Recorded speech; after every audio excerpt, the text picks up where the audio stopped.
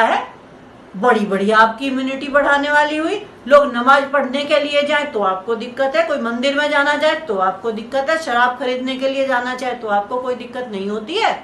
और अरविंद केजरीवाल वो तो बड़े ही मासूम से चेहरे बना बना करके बार बार आ जाते हैं, बार बार बोलते हैं अरे ऐसा हो गया है, हम मैं आपके साथ हूँ, आप सहयोग रखिए, हम दिल्ली को ऐसा कर लेंगे वैसा कर लेंगे। खाक दिल्ली को ऐसा कर लोगे तुम? दिल्ली तो रेड जोन के अंदर कर रहे, फिर भी आपने सारी की सारी शराब की दुकानें खोली हैं। और आज तो हद ही हो गई, आपने तो कह दिया कि हम तो कोरोना टैक्स लगाएंगे। ये कौन सा टैक्स है कोरोना टैक्स? पहले तो आप जमातियों के पीछे पड़ गए थे कि कोरोना जमातियों ने फैला दिया है, जमातियों ने कोरोना फैला दिया है, उनको पकड़ो, वो घुसे हुए हैं, आप उन्हें पकड़ पकड़ के ले करके आए थे। अब जमातियों ने कोरोना नहीं फैलाया, उसके अंदर एक भी मुसलमान मुझे दिखाई नहीं दिया। पूरे देश की तस्वीरें कल टीवी पर आ रही थी, जगह जगह लंबी लाइन थी, लेकिन मुसलमान तो वहां पर नहीं था। अब कोरोना नहीं फैलेगा। अब कोरोना किसने फैला दिया? शराबियों ने। क्या कहेंगे, कौन है फैलवाने वाला? आप हैं। अब तक लॉकडाउन के अंतर्गत हम सब लोग कम से कम प्यार से तो रह रहे थे। अब क्या होगा? घरेलू हिंसा होगी, घरेलू हिंसा अब होने वाली है।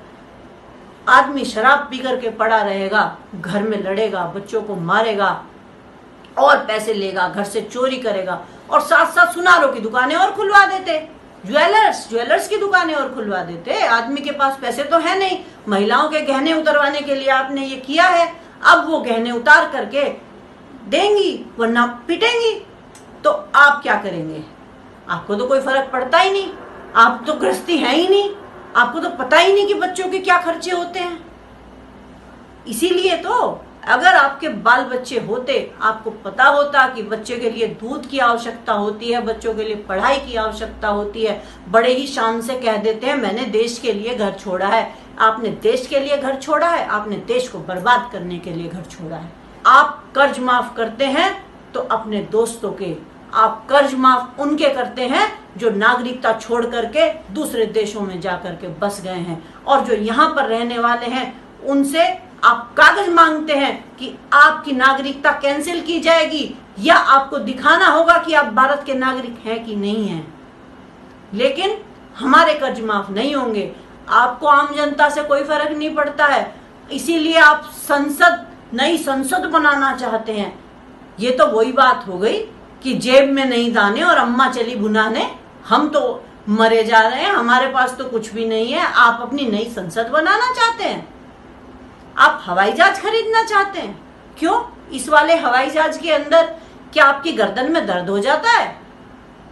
या ट्रंप का हवाई जहाज देख करके आपकी भी नीयत बदल गई है? आपको भी आराम की आवश्यकता है। और वो बाबा रामदेव, उसको आपने फायदा पहुंचा दिया, वो योग गुरु बना घूमता है, उससे अपनी आंख तो ठीक हुई नहीं। अगर वो ऐसा था तो अपनी आंख ठीक कर लेता। उसकी तो आप, वो बाबा रामदेव से लाला रामदेव बन गया। आपके तो जितने भी दोस्त थे सबके फायदा हो गया, मर गई है ये जनता।